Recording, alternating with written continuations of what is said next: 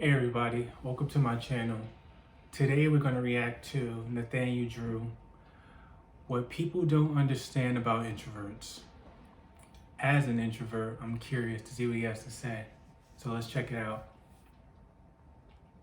So last year I made a video on introverts and I didn't really think that much about it. I mean, I enjoyed making it, but it ended up getting a way bigger reaction than I expected. It got me thinking, this is still such a misunderstood topic. There are so many misconceptions about it. People are searching for answers. They're trying to better understand this. They're trying to better understand themselves. And it's a powerful thing to understand the kind of person that you are.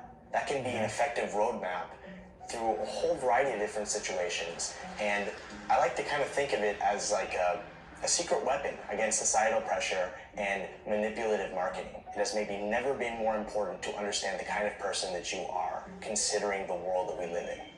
To start, I think we have to get our definitions very clear because I see a lot of stuff online that makes this whole topic very confusing. Introversion is not a synonym for being socially awkward. Nope. There's a difference there, and we need to debunk that one once and for all. Introversion is also not a synonym for shyness, which can be defined in many ways, such as the quality of being nervous or uncomfortable with other people, or the fear of social disapproval or humiliation. The best definition that I have come across for introversion comes from Susan Cain. The way that she put it was that it's a preference for environments that are not overstimulating.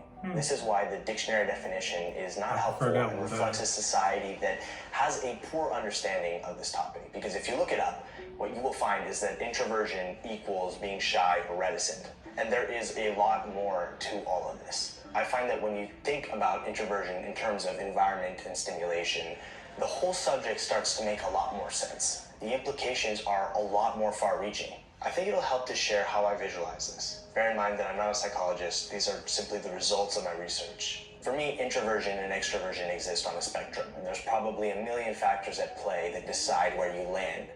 Everything from the parents you had to the society that you grew up in to your genetics seem to play a role. This is a personal theory of mine, but I believe where I land on the scale can change slightly depending on where I'm at in life. As I get older, I feel like I've moved more in the direction of introversion. Or maybe I have just always been this way and I didn't accept it because I thought that that made me like antisocial or something. When I look back, I do now realize that I was just never drawn to big groups of friends, group activities, any of that kind of thing. I just never felt like I could excel in that kind of environment. It's so much easier for me to focus when I'm with a small group of people, or even better, when I'm by myself. Especially by I think myself. where people get confused is when things overlap or seem to have a correlation. The thing to remember here is that absolutely none of this is black or white. There may be some level of correlation between social anxiety or social awkwardness and introversion, but it's definitely not one-to-one. More broadly speaking, emotional stability is separate from introversion versus extroversion, and is another one of what psychologists call the big five when discussing personality. So maybe there is a link there, like a higher percentage of introverts that struggle in social settings, but one does not necessarily equal the other. One of the wonderful things about humanity is that we're complex and that we as people can have dissonant character traits. We aren't two-dimensional, and we may sometimes have parts of ourselves that are in conflict with each other. I often do. As I mentioned before, introversion is a preference for environments that are not overstimulating, and so it has everything to do with energy and processing of information. I don't know about you, but that makes a lot more sense to me. Suddenly, I get why I feel so drained after spending too much time with big groups, lots of people, lots of noise. I start to feel overwhelmed, and I think the best way to describe it is that I don't feel like I can hear my own thoughts, which is suffocating. Now can you see why my search for mental clarity is so important to me?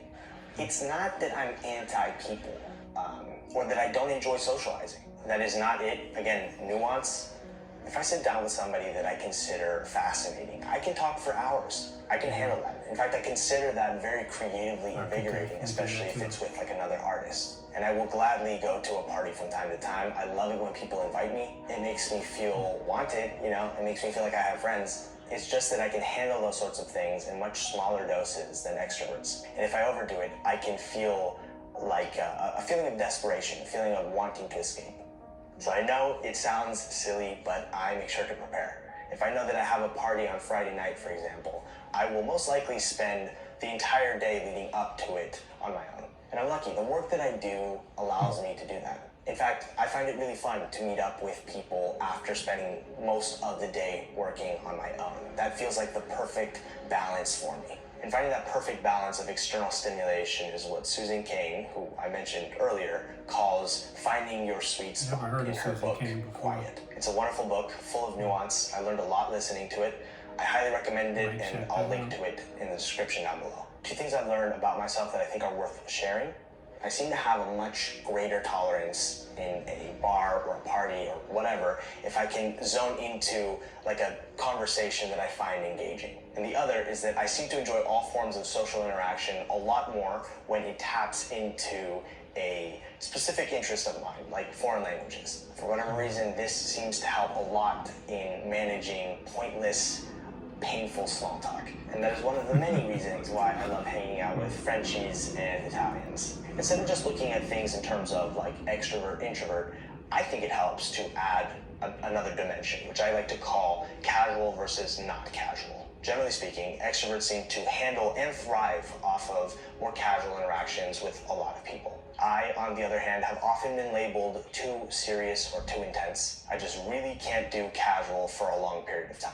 I don't use words like friend lightly. The thing I always go back to is that introspection is not only okay, it is important and healthy for all of us, just like socializing can be.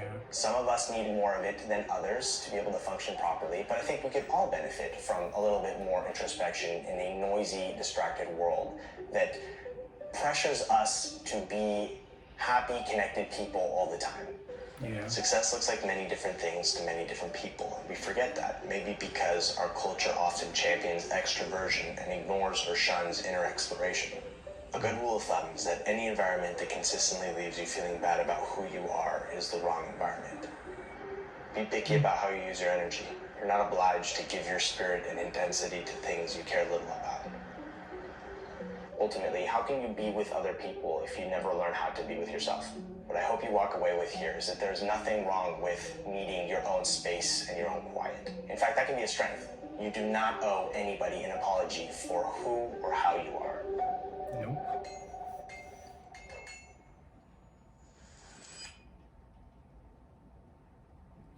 All right, there you go, Nathaniel Drew. Personally, when I think of being an introvert, I think of someone who is best comfortable when they are in an environment that isn't just like overbearing. Like, it doesn't necessarily mean that you have to have a small group or you have an issue with larger ones, but that you just have to be around the right people.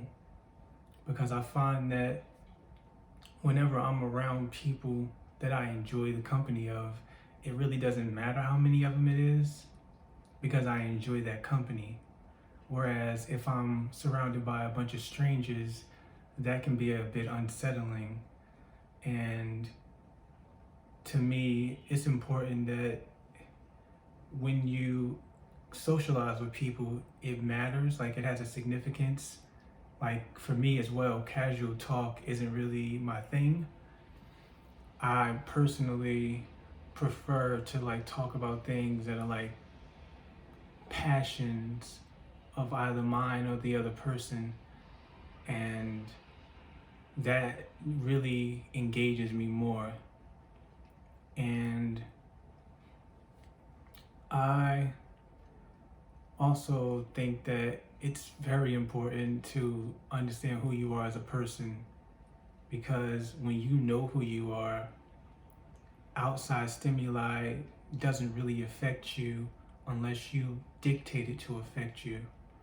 And that can be a powerful tool when you're traversing through life. So it's really important that you discover who you are, and if you're in an environment that you don't find comfortable, then perhaps you need to explore new ones, because the longer it takes you to figure out who you are, the more difficult life will be. So that's my take. You let me know down in the comment section what you think about being an introvert. and like the video if you enjoyed it, and don't forget to subscribe. I'll talk to you guys later.